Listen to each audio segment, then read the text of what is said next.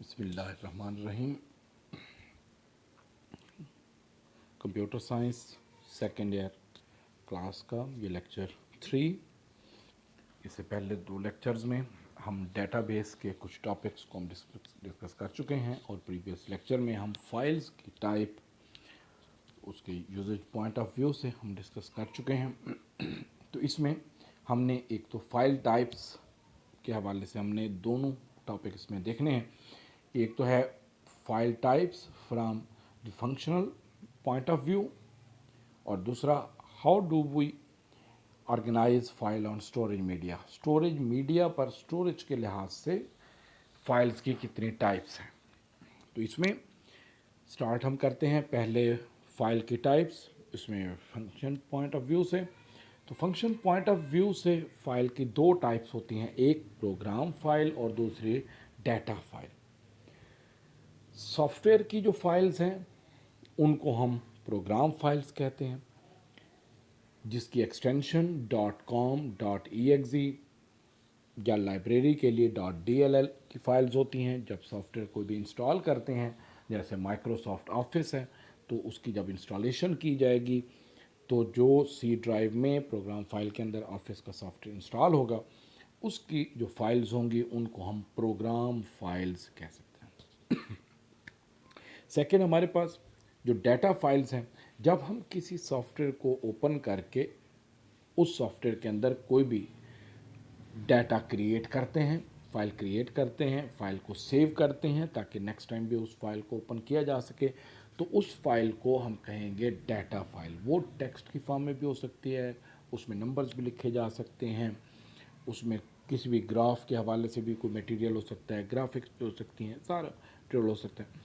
तो वो data files या ऑडियो या वीडियो की फॉर्म में भी हो सकती हैं, तो वो डाटा फाइल्स कहलाएंगे। तो डाटा फाइल्स हो गई, उसके अलावा प्रोग्राम फाइल जिसमें हम उस डाटा फाइल को व्यू कर सकें या क्रिएट कर सकें। तो इसमें files are given proper name from functional point of view. It consist of file name and extension. File का जब नाम लिखा जाता है तो उसके साथ ऑटोमेटिकली एक एक्सटेंशन भी मेंटेन होती है। एक्सटेंशन क्या है? फाइल के नाम के साथ डॉट लगाकर, डॉट और आगे एक्सटेंशन लिखी होती है। जैसे वर्ड की फाइल है तो उसमें .doc या .docx ये लिखा होगा। इसी तरह एक्सेल की फाइल है तो .xls ये लिखा होगा, कि जिससे अंदाज़ा हो जाए कि ये किस सॉफ्टवेयर में बनी है। एक्सटेंशन की ज़रूरत क्यों है, क्यों बनाई गई है? एक्सटेंशन ना होती तो एक जगह पर अगर 10 या 12 मुख्तलिफ़ किस्म की फ़ाइलें अगर पड़ी होती तो 6 महीने 1 साल के बाद आप उस फोल्डर को ओपन करते तो आपको तो नहीं अंदाज़ा होना था कि ये फ़ाइल हमने वर्ड में बनाई थी, एक्सेल में बनाई थी, पावर पॉइंट में बनाई थी, किसी डेटाबेस की फ़ाइल है या किसी एप्लीकेशन प्रोग्राम की फ़ाइल है, सी का प्रोग्राम है, क्या है। तो वो तो अंदाज़ा नहीं होता, या अंदाज़ा तो नहीं होगा। क्यों? कि देखें, वर्ड की फ़ाइल सिर्फ वर्ड में ओपन होगी, एक्सेल की फ़ाइल सिर्फ एक्सेल में ओपन होगी। डिफरेंट सॉफ्टवेयर्स की जो फाइल्स हैं वो उन्हीं में ही ओपन हो सकती हैं, किसी और सॉफ्टवेयर में उसको ओपन नहीं किया जा सकता। अब अंदाज़ा कैसे होता कि ये वर्ड की फ़ाइल है, ये एक्सेल की फ़ाइल है? तो हमें किस सिस्टम को भी और हमें भी अंदाज़ा कैसे हो सकता है? उसकी एक्सटेंशन से। हर सॉफ्टवेयर की एक यूनिक एक्सटेंशन होती है, जो जब भी आप फाइल क्रिएट करते हैं तो उस फाइल के साथ, नाम के साथ उसकी वो एक्सटेंशन जुड़ जाती हैं, एक्सटेंशन अटैच होती हैं, ताकि जब भी आप इस फाइल को देखें, उसकी प्रॉपर्टीज़ में आ जाकर देखें तो डॉट के साथ उसमें, जैसे वीडियो फाइल्स हैं 3 GB हो गई, MP4 हो गई, MP3 हो गई, तो ये एक्सटेंशन कहलाती हैं उसमें। The extension normally assigned by the software in which it is created. वो सॉफ्टवेयर असाइन करता है जिसमें वो क्रिएट की जा रही हो। तो पहले प्रोग्राम हो गया, type file contain the software instruction called program file, जिसमें सॉफ्टवेयर की इंस्ट्रक्शन स्टोर होती हैं कि सॉफ्टवेयर कैसे रन होगा, कैसे इंस्टॉल होगा, किस तरीके से वो एक्शन परफॉर्म करेगा। Software file has an extension of .com or .exe. These file contains the instruction that can be directly executed by the program. .exe file वो होती हैं जो एग्जीक्यूटेबल होती हैं, किसी भी सिस्टम पर उन्हें रन किया जा सकता है। जब सॉफ्टवेयर आप इंस्टॉल कर लेते हैं तो उसमें .exe फाइल होती हैं जिससे रफ सॉफ्टवेयर रन हो सकता है। और इसमें जब आप कोई सॉफ्टवेयर इंस्टॉल करते हैं तो कंप्यूटर के अंदर जो ड्राइव के अंदर फाइल्स बनती हैं वो .exe, .com, .dll ये मुख्तलिफ टाइप्स की जो फाइल हैं उसको हम प्रोग्राम फाइल्स कह सकते हैं। सेकेंड, हमारे पास ये डाटा फाइल्स आ गए कि जिसमें सारा हम अपना डाटा स्टोर कर सकते हैं। Data files are created by the software being used. Different software store data file using different formats. A data file is generally open in same software in which it is created. Software के अंदर हम बनाते हैं जिसमें हम उसको create करते हैं। जिस सॉफ्टवेयर में आपने बनाया है, वर्ड के अंदर बनाया है तो वो वर्ड में ओपन होगी, एक्सेल में फाइल बनाई है तो एक्सेल में होगी, डेटाबेस की फाइल है तो डेटाबेस की फाइल वर्ड में ओपन नहीं होगी, डेटाबेस की फाइल उस डेटाबेस में ही ओपन होगी। तो इसमें कोई डेटाबेस है या फर्दर कोई भी एप्लीकेशन प्रोग्राम है, सी की फाइल है तो उसमें सी के एडिटर में या उसमें ओपन होगी।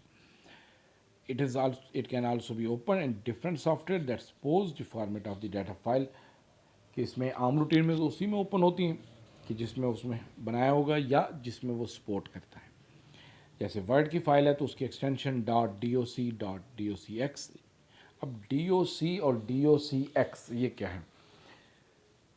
ऑफिस 2004 तक जो वर्ड की फाइल बनती थी उसकी एक्सटेंशन .doc थी। ऑफिस 2007, 11, 10 इनमें जो एक्सटेंशन बनती है वो .docx बनती है। इसी तरह एक्सेल .xls ये बनती है एक्सटेंशन। इसी तरह .xlsx ये बन जाती है उसमें ऑफिस 2007 के अंदर। 2004 के अंदर ऑफिस के अंदर एक्सटेंशन जो .xls थी। डेटाबेस जो हमने MS सक्सेस आगे पढ़नी भी है उसमें ऑफिस 2004 तक एक्सटेंशन जो थी वो .mdb थी।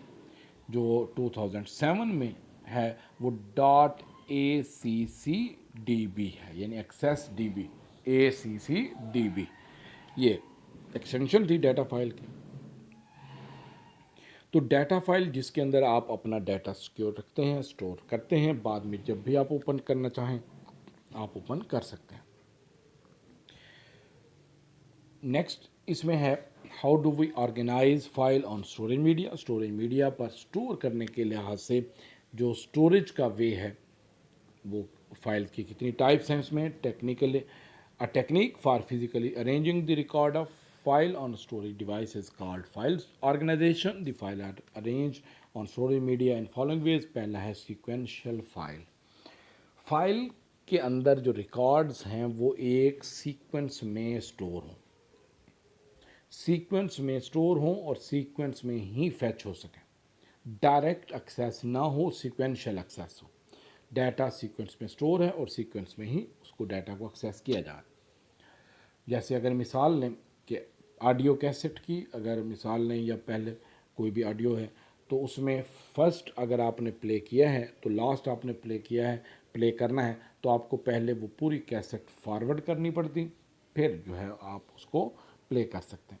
इसी तरह सीक्वेंशियल इसमें स्टोरेज के अंदर जब आप सीक्वेंशियल फाइल को अगर हम देखते हैं तो फर्स्ट अगर आपने रिकॉर्ड देखा है, अब आपने लास्ट रिकॉर्ड देखना है तो पहले आप तमाम रिकॉर्ड को नेक्स्ट मूव करेंगे वन बाय वन, तब जो है वो लास्ट रिकॉर्ड पर कंट्रोल मूव होगा और उसको आप व्यू कर सकेंगे।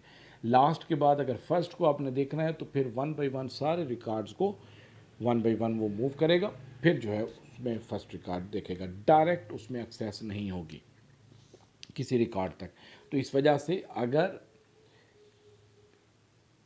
रिकॉर्ड्स को एक सेगमेंट वाइज ह्यूज अमाउंट में इकट्ठे कंबाइन करके डाटा फैच करना हो फिर तो ये मेथड ठीक है। जैसे अगर हम कहें कि फ़र्स्ट 50 रिकॉर्ड शो कर दें या लास्ट 100 रिकॉर्ड शो कर दें या कोई भी, तो सीक्वेंस में और इकट्ठे काफ़ी तादाद में अगर रिकॉर्ड्स व्यू करने हैं फिर तो स्पीड इसकी ठीक होगी। लेकिन अगर रैंडमली रिकॉर्ड हम व्यू करना चाहें कि पहले अगर हम कहें कि 100 रोल नंबर का रिकॉर्ड आ जाए, फिर 5 रोल नंबर का रिकॉर्ड आ जाए, फिर 20 रोल नंबर का रिकॉर्ड आ जाए, फिर 50 रोल नंबर का रिकॉर्ड, तो उसमें